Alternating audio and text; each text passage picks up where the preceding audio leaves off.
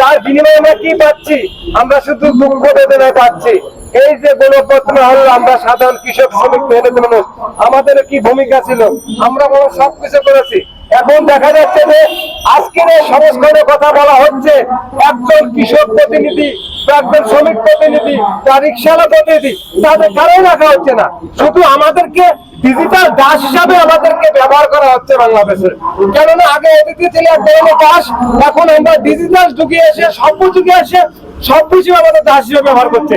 যারা আজকে এসে তলে বসেছিলেন, যারা এই আন্দোলনের সময় আপনার জানালা খুলে দেখেন নাই, আজকে তারা উপদেষ্টা হয়ে গিয়েছেন। আজকে সে আমার কোনোদিন সে রোগ পড়ে নাই, বৃষ্টিতে ভেবে নাই, তাহলে সে আমাদের কৃষকদের দুঃখ বেদনা কিভাবে বুঝবে? একটা কৃষি ক্ষেত্রে কিভাবে আমরা ছেলে পেলে বউ বাচ্চা নিয়ে আমরা কষ্ট করি, অথচ সেখন আমরা মূল্য পাই না, তাহলে আমাদের কি হবে? আজকে আমরা বিভিন্ন ভাবে ফসল বলি, আমরা কোনো ধরনের আমরা মূল্য পাচ্ছি না, ন্যায্য মূল্য পাচ্ছি না। আমরা বিভিন্ন এনজিওর কাছ থেকে টাকা নিয়েছি, বিভিন্ন কৃষিদের নিয়েছি, বিভিন্ন মহাজনের কাছ থেকে চড়া সুদে নিয়ে আমরা ফসল ফলিয়েছি, আমরা ফসল হলে আপনার টাকা শোধ পাবো। আজকে সেই ভয়তে বিভিন্ন অনেক কৃষকরা আজকে আমরা বাড়ি ছাড়া বলে পালিয়ে বেড়ায় রাখতেছে। কেননা অনেক সময় দেখেছি মূল্য যখন দাম বাড়ে, অনেক সাংবাদিকরা হুড়মুড় করে খারাপ করে যায়।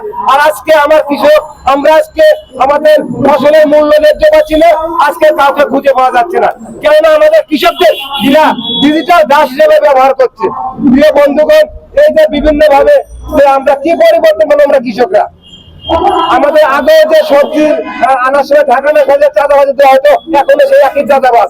তাহলে শুধু খালি পরিবর্তন হয়েছে চাঁদাবাজের জায়গায় আর এক নতুন চাঁদাবাজ।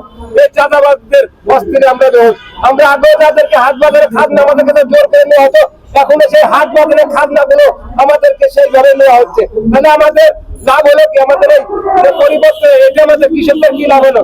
এই মুহূর্তে আপনাদের সামনে বক্তব্য রাখবেন বাংলাদেশ ভূমি আন্দোলনের সহ সাধারণ